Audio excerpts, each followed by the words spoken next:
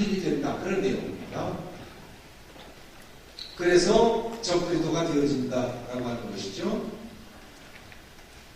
계시록 13장 3절에 머리 하나가 상하여 죽게 되었으나 상처가 나오며 온 세상 사람들이 이상히 여겨 짐승을 따른다고 했습니다.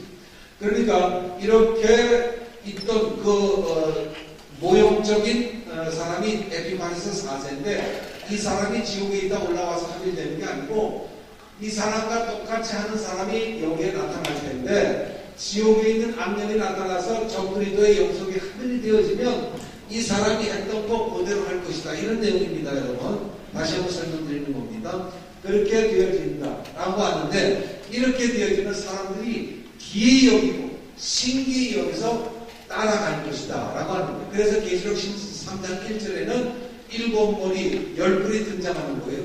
바다에서 한 짐승이 나오는데 일곱 머리 10뿔이 등장하더라. 이것이 적그리스도가 나타나는 후삼년반 일곱 번째 나팔제한 때 나타나는 거. 세상 역사에 나타나고 나타나면 3절에 뭐라고 기록하는가? 이상히 여겨 짐승을 따르더라.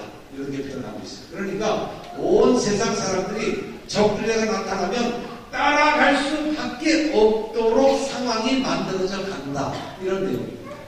누가 적그리스도의 표를 받은 사람들, 성도가 아니고 그 표 받은 불신자들은 따라갈 수밖에 없도록 상황이 만들어져 간다. 라고 하는 것을 말씀하고 있습니다. 그래서 저 사람이 누구냐, 저분이 누구냐 도대체 기이 여기고 존경하고 따르게 된다는 것을 설명하고 있는 것이죠. 자, 9절로 10절까지 시작. 지혜는 뜻이 여기 있으니 그 일곱 머리는 여자 같은 일곱 산이 또 일곱 왕이라 다섯 금방하였고 하나님 다른 낮에는 여지 아니하였으니 이러면 반드시 장가도만 계속하리라. 11절에 전에 있었다가 시방 없어진 짐승은 여덟째 왕이니 일곱 중에 속한 자라 저가 멸망으로 들어가리라. 산은 영토를 말하고 앉았다는 것은 통치함을 의미하죠.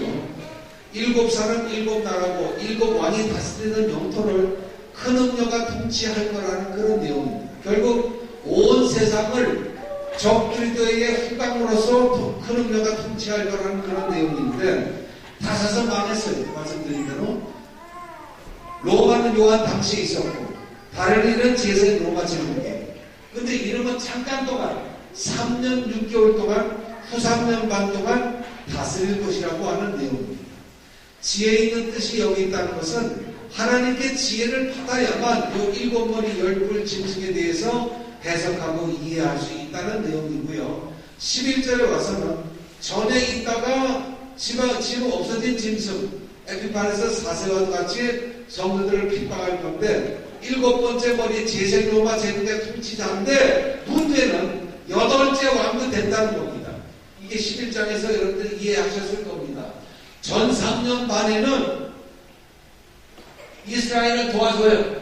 이 전 3년 반 때는 이위의 통치자 적그리스도가 될 사람이 전 3년 반 동안에는 일곱 번째 머리가 되어가지고 이스라엘을 도와준다는 말이죠. 그래서 고가의 전쟁을 벌릴 때 이스라엘을 도와 승리하게 되어짐으로 말미암아 적그리스도가 되어집니다. 적그리스도 자신이 자칭 메시아라고 나타납니다. 그렇게 되어지면 후 3년 반 되어질 겁니다. 그러면 이때에는 일곱 번째 왕으로 등극했다가 여덟 번째 왕이 되어지는 것은 두 증인을 예루살렘에서 죽이고 자기가 예루살렘의 왕으로 등극하면서부터 여덟째 왕이 되어지는 겁니다. 그러므로 일곱에 속한 자라고 그렇게 표현하고 있습니다. 이해가 되십니까? 그는 여덟째 왕이지만 일곱 번째 속한 자라고 이렇게 설명을 하고 있죠. 그래서 전 3년 반 때는 일곱 번째 왕으로서 이스라엘 도와주다가 후 3년 반이 되어지면 이제 두 중인을 죽이고 자기가 자칭 메시아로 등극하니까 여덟째 왕이 되어진다. 이렇게 요한에게 설명을 하고 있는 겁니다. 자, 정체를 이렇게 후 3년 반이 끝날 때 지상 재림하시는 이제 예수님께 붙잡혀 지옥불에 들어가게 될 것이다 라는 것으로 11절에 저가 멸망으로 들어가리라.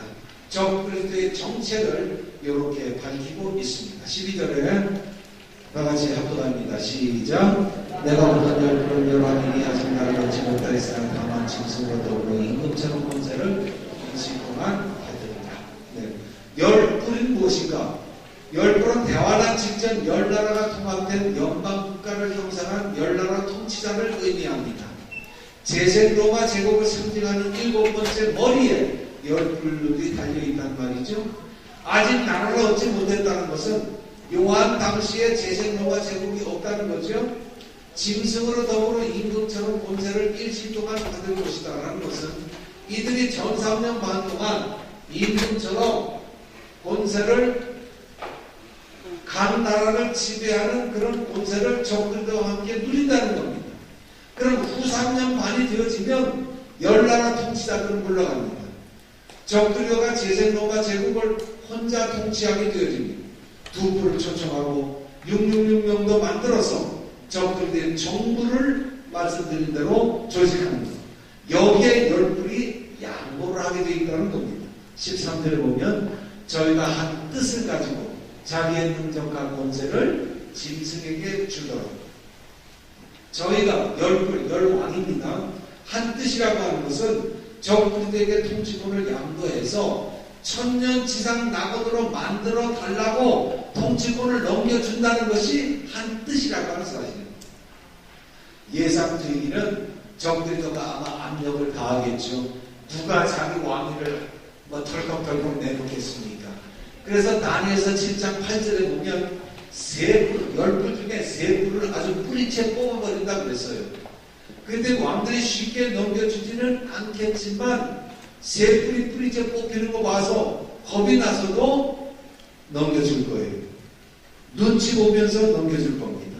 자, 14절에 봅니다. 권세를 짐승에게 주었는데 14절에 와서 시작. 저희와 어린 양으로 더불어 싸우려니와 어린 양을 마귀에 주시어 만왕의 왕이시니 저희를 이기신 터니 또 그와 함께 있는 자들 곧 부심을 입고 빼내심을 얻고 진실한 자들은 이기리로다.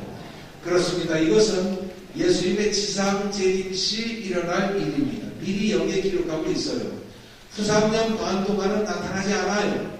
열불들이. 그래서 적들과 두 뿔과 함께 온 세계를 666과 더불어서 지배를 합니다. 그런데 저희 열불을 의미해요. 여기서는 등장합니다.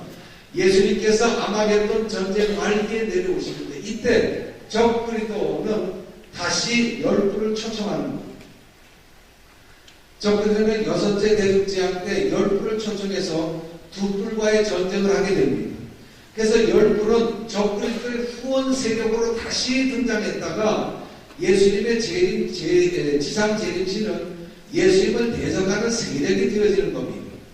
다시 말씀드리자면 두뿔 짐승과 일곱 머리 적그리스도 열불 짐승과 전쟁을 하게 되는 게 4차 세계대전이죠. 아마겟돈 전쟁입니다. 이때에 적그리스도는 열불을 다시 초청을 해요.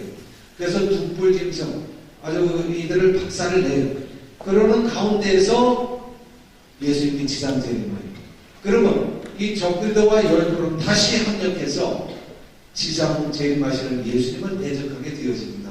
라고 하는 그런 내용입니다. 그러다가 예수님의 그 지상 재림으로 말미암아 예수님께 멸망당할 겁니다. 그런데 그와 함께 있는 자들, 그렇게 표현하고 있죠. 예수님이 그와 함께 있는 자들, 예수님과 함께 있는 자들, 부르심을 입고 빼내심을 얻은 자들, 진실한 자들, 이분들이 누구인가? 휴거 대신 14만 4천 명. 첫 번째 이건 10명. 백마군대라고 하는 것. 이 19장에 가면 백마군대에 대해서 이제 나타날 텐데, 지상 재림할 때에는 휴거 대신 그분들과 함께 예수님은 오실 겁니다. 자, 15절로 16절까지 다 같이 시작. 또 천사가 내게 말하되 엘레몬과 은혜 앉은 백성과 무리와 열국과 방언들이니라. 내가 본방이 열불과 짐승이 은혜를 미워하여 망하게 하고 뻘겋게 하고 그 살을 먹고 홀로아주 살리니라. 두뿔 짐승이 무리하였다는 것은 온 세상을 지배한다는 것을 말씀드리죠. 적그리스도의 본세로 통치하는 겁니다. 망하게 한다. 이것은 적그리스도의 직분을 박탈하는 것을 의미합니다. 종교적인 면에서 이제 멸망시키는 것. 이자가 가짜입니다. 그래서 뻘거벗게 하고 그 산을 먹고 불로 아주 살리라. 이제까지 보니까 이자가 가짜 선지자였습니다. 이것이 뻘거벗긴다는 것. 그래놓고 불로 산다는 것은 핵무기 같은 걸로 아예 그냥 축토화시켜버린다고 하는 그런 내용입니다. 잿더미가 되게 할 거라는 거죠. 그래서 바벨론 성의 멸망이 오는 겁니다. 17절에 우리 다 같이 시작. 하나님이 자기 뜻대로 할 마음을 저에게 주사 한 뜻을 이루게 하시고 저희 나라를 그 짐승에게 주게 하시되 하나님 말씀이 응하기까지 하시니라. 그렇습니다. 이게 참 아주 묘한 말씀입니다.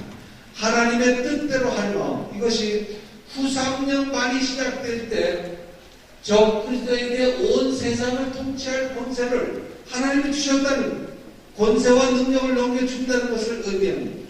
이렇게 함으로 모든 성도님들이 저 그리스도에게 박해를 받고 박해를 받음으로 연단을 받게 되어지고 그래서 순교자의 수가 충만하게 채워지고 이러한 하나님의 계획이 이루어질 때까지 한다는 것을 하나님의 말씀이 응하기까지 하십니다. 이렇게 기록하고 있는 내용입니다. 그러니까 하나님의 계획은 적그리스도와 두뿔짐승 666명 그리고 열왕 이 모든 것을 사용하셔서 성도님들을 연단시켜서 익은 열매 되게 하시고 순교자 수를 채우시고 그리고 세 번째 익은 열매 만드시고 이 모든 계획을 하나님은 이루어 나가신다는 겁니다. 자신들이 자기 좋은 뜻대로 한 것 같지만 사실 그 모든 것을 주관하시는 분은 하나님이시라는 거죠. 이렇게 절묘한 하나님의 역사가 등장하는 거죠. 그것이 바로 자기 뜻대로 할 마음을 하나님은 저에게 주셨다. 그래서 한 뜻을 이루게 하셨다. 저희 나라를 짐승에게 주게 하셨다. 하나님의 말씀에 응하기까지 하셨다. 이런 내용들이에요. 그래서 성도들은 적그리스도에게 박해를 받아야 연단받아 익은 열매가 되는 것이죠. 이것을 하나님은 계획하셨다는 겁니다. 자, 18절 다 같이 시작. 또 내가 몸과 여자를 땅에 있는 데를 다스리는 큰 성이라 하더라. 큰 성 바벨론과 큰 음료와는 뗄 수 없는 관계이므로 여자와 큰 성을 동격화시켰습니다. 여자가 다스렸다는 것은 큰 음료가 바벨론 성에서 666명의 군봉왕을 통해서 온 세상을 지배했다는 것을 폭로하고 있는 겁니다. 자, 정리합니다. 17장은 큰 음료가 적그리스도를 도와서 적그리스도의 종교를 온 세상에 나타내다가 적그리스도에게 미움을 받게 되어지고 종교적 권세를 뺏깁니다. 자신을 영화롭게 하고 성도들을 죽이다가 적그리스도에게 미움을 받아 종교적 권세를 빼앗기고 남은 정치적 권세로 적그리스도를 대항하다가 멸망받게 된다는 것을 17장은 이렇게 정돈하고 있습니다. 자, 찬송 좀 하고요. 이제 마지막 18장을 우리가 생각해 보도록 하죠. 38장, 공성가 38장입니다.